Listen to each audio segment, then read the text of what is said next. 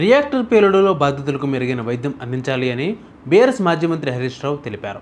ఇది పూర్తిగా కాంగ్రెస్ ప్రభుత్వ వైఫల్యమే అని మండిపడ్డారు. ఆయన మీడియాతో మాట్లాడుతూ పేలుడులో ఎంతమంది చనిపోయారో క్లారిటీ ఇవ్వాలని అన్నారు. ప్రమాదంపై న్యాయ విచారణ జరపాలని డిమాండ్ చేశారు.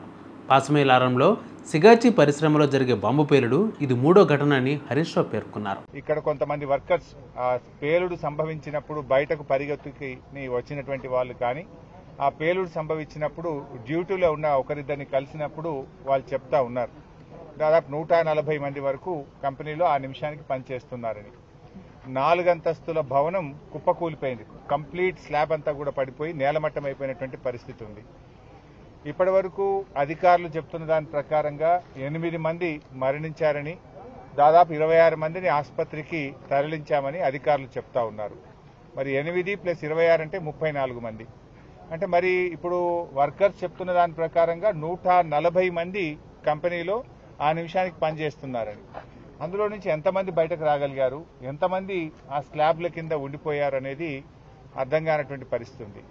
నేను ఇక్కడికి వచ్చినప్పుడు ఆయన ఈ విషయంపై మాట్లాడుతూ ప్రమాదాలు చోటు చేసుకున్నప్పుడు గోల్డెన్ అవర్ కీలకమని, మొదటి గంటలో చికిత్స అందిస్తే ప్రాణ నష్టం తగ్గించవచ్చని మాజీ మంత్రి హరీష్ రావు పేర్కొన్నారు. కానీ సిగాచి పరిశ్రమలో జరిగిన ప్రమాదంలో సహాయక చర్యలు అందించడంలో ప్రభుత్వం పూర్తిగా విఫలమైందని ఆయన ఆరోపించారు. సోమవారం పటాన్ చెరువు బీఆర్ఎస్ కోఆర్డినేటర్ ఆదర్శ్ రెడ్డి, మాజీ జెడ్పీటీసీ శ్రీకాంత్ గౌడ్లతో కలిసి సంఘటనా స్థలాన్ని పరిశీలించారు హరీష్ రావు. ఒక 5గురు they are very serious, they are on ventilator. వాళ్ళని కొంచెం షిఫ్ట్ చేయండి అమ్మా ఐఎఫ్ ఫెసిలిటీ సెంటర్కు. 5 people are completely, and I mean Dhruva hospital. Yeah, doctor is here, your government doctors are here. We have to keep a...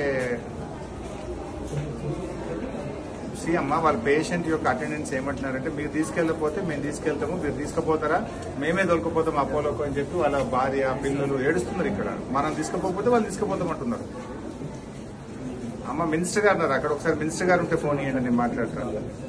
Damodar ఉన్నారా?